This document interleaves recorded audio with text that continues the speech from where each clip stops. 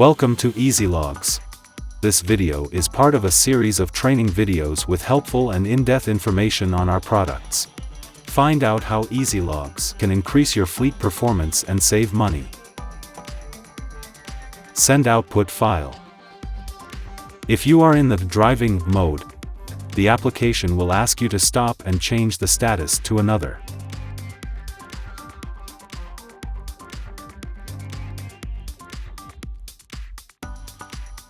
Open the menu. Go to the item inspection mode. Check the information before sending it, and click the Send Output Files button. Select the file sending service, web service, or email. In the Official Comment box, enter your comment and then click the Send button.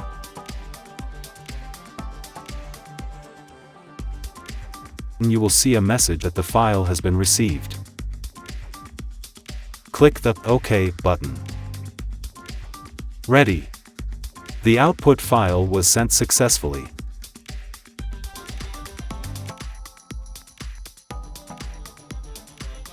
Thank you for watching this video. If you have any questions, please get in touch with our support, which is available 24/7.